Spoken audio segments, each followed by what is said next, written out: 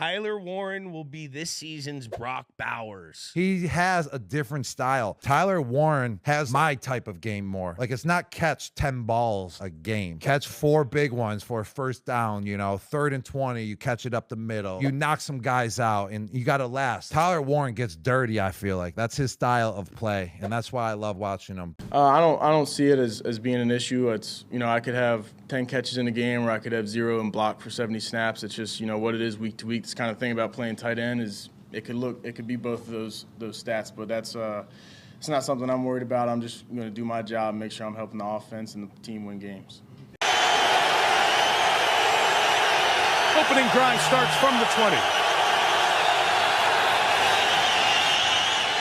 And Manning down the middle for Clark. And Dallas Clark into the clear. Opening play, touchdown, Colts, 80 yards. On first down, Wentz rolling, looking, firing, caught for the touchdown, Jack Doyle.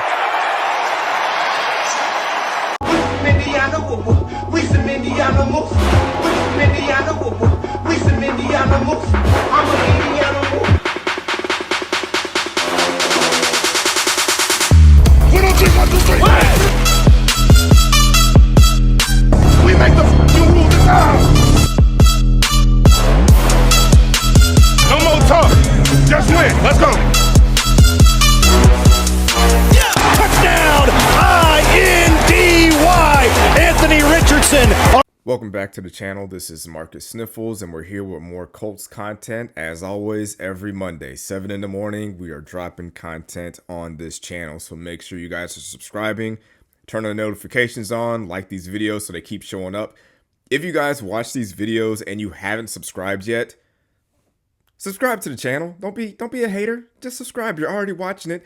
Click the button. Doesn't do anything. Helps me out, but doesn't cost you anything.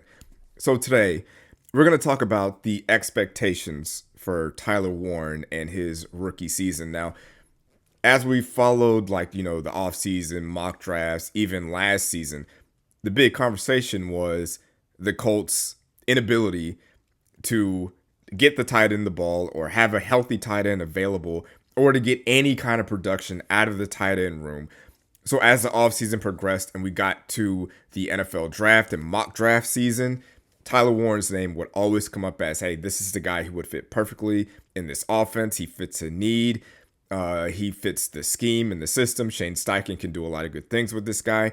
And he was a productive player in college. So this was like the most mocked player to this team out of all the mock drafts. And surprisingly, he was the second tight end taken in the NFL draft, and we were still able to get him. So if you would have told me that we would have got Tyler Warren as the second tight end in this draft, I would not have believed it, but we got him anyway. I'm glad we didn't have to trade up to get him, and now he is a Colt. So now we're going to talk about what is fair and what is unfair when it comes to expectations for a rookie tight end. Now, before we get into what is fair and unfair, let's briefly, because hopefully we'll never have to talk about something like this again. The Colts tight end room last year, their production, 39 catches, 367 yards, and 2 touchdowns. That is abysmal. That is one of the worst performances out of any receiving group that you could ever see. Tyler Warren, I don't know if it's a hot take or not. It's hard to say because we don't know when the bye week is going to be. But Tyler Warren could have that type of production by the bye week. If Tyler Warren has 40 catches, over 350 yards, and 2 touchdowns by the bye week, that's considered a win. That's a home run pick, in my opinion. Now, when it comes to unfair expectations, I will say that people trying to compare him to Brock Bowers out in Oakland for the Raiders, a player that had over 100 catches, over 1,000 yards, and 5 touchdowns. The Raiders don't have anybody as a receiving threat, and they didn't really have that good of a quarterback out there. So Brock Bowers was the only reliable option out there. So, of course, he's going to get a bulk of the catches, the bulk of the yards. He didn't really, get a bunch of touchdowns because I'm sure that's when defense is locked down because it's like, all right, we got to keep this guy out of the red zone. For the Colts, it's going to be a tad bit different because, in my opinion, and I'm assuming that Anthony Richardson improves dramatically this offseason, Michael Pittman and Josh Downs are both like 70 catch receivers, right? So there's a good chunk of catches going there. You also still have Alec Pierce, who's in a contract year, who's going to want the ball and want to make plays. So he'll probably get, maybe 50 to 60 receptions this year. You also have A.D. Mitchell. Like, obviously, he didn't produce that well last year, but he had the talent to show that he could. He was always open. He's a fast guy. He's explosive, great route runner, and you got to think he's going to improve and develop over the offseason. What if he turns out to be another 40 to 50 catch guy? And in my opinion, I also think the offense is going to, I don't want to say they're going to transform the offense, but I think they're going to rely on running the ball a little bit more in terms of letting AR run the ball more. Jonathan Taylor getting more touches. We drafted a running back, Diggins. So I feel like we're going to run the ball a little bit more, so that'll take away from the attempts. Like, we didn't run the ball as much as we normally did last year because Joe Flacco got so much playing time. And when Joe Flacco plays, when it comes to the RPO game, the option aspect of it is out of the window because there is no option for Joe Flacco to run the ball. So with AR hopefully being healthy, the run pass option, there's going to be a lot more running and optioning with him running the ball also. So I think that we're going to be a more run-focused offense. Now, I was kind of looking through, and something I'm going to do at the end of the video, I should have talked about this at the beginning, but at the end of the video, I'm going to rank the top 5 Colts tight ends ever. Top 5 Colts ever to play tight end. But I looked at Jack Doyle's stats, and his career year where he made his first Pro Bowl, his stats were 80 catches, 690 yards, and 4 touchdowns. Now, do I expect Tyler Warren to come in as a rookie and get 80 catches? No. 690 yards? With his run after catch ability, I would not be surprised with that. 4 touchdowns, I kind of expect him to have a little bit more than that. I feel like Tyler Warren should be the red zone threat. It should just be, like, I can just picture the RPO game where it's just like, all right, we're going to line it up, 11 personnel. We're either going to give the ball to JT or AR's going to roll out with it, and Tyler Warren's just going to either go out into the flats or just do a nice little quick button hook, and it's right there. Like, how I'm trying to figure out as a defense, how do you stop the threat of AR running the ball, JT running the ball, Tyler Warren being open, and Josh Downs working the middle, and Michael Pittman and Alec Pierce on the outside? There's a lot going on for defensive coordinators, so I expect Tyler Warren to be the guy that gets lost in the red zone.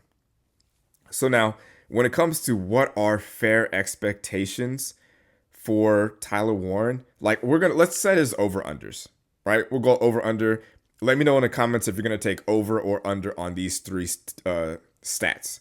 So when it comes to catches, receptions, I'm going to set the over-under at 65 catches. Over-under. In my opinion, I'm going to take the over. I think he's going to be a high-volume, check-down kind of guy where he gets a lot of receptions. He gets a lot of short stuff in the flats and makes plays afterwards. Now, for the over-under on yards, I'm going to set it at 700 yards. I think based on our offense and how many other weapons and receivers that we have, I think I'm going to take the under when it comes to receptions.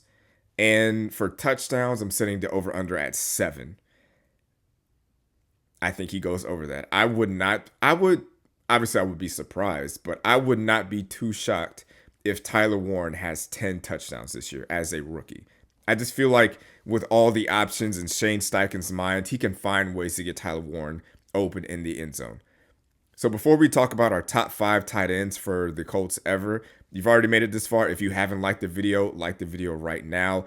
Drop a comment for the over-unders. Subscribe. If you've seen my face and you have not subscribed, what are you doing? Hit the subscribe button. So, top 5 Colts tight ends ever. Coming in at a strong number 5 because looking through the data and the research that I did, the Colts are not a very strong and deep tight end franchise. So, number 5, Tyler Warren.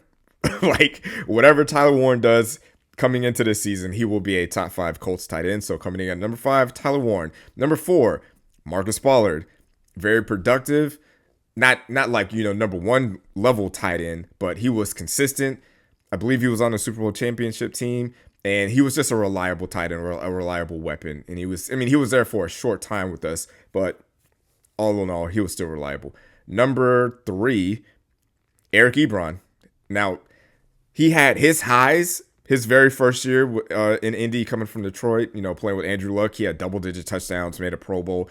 Eric Ebron was nice. I know he had a little bit of, a case of the drops every now and again, but I'm going to give him his credit for his first year in Indy. He really, opened that offense all the way up. So I'm going to give him his props, give him his respect. He dominated. He showed out. So Eric Ebron at number 3. Number 2, I feel like is an easy call. Jack Doyle, Mr. Reliable, always there, always caught the ball, was always there on that 3rd and 4, and he gets you 5 yards. Reliable blocker, all that good stuff. And number 1, obviously, Dallas Clark, multiple Pro Bowl, Super Bowl champion, big play reception guy, kind of a lot of people give Gronk that kind of title of being the super freak, athletic tight ends, but Dallas Clark, just as big, just as strong and fast, the most reliable hands probably out of everybody on the team. And that's saying a lot when you have Marv and Reggie out there.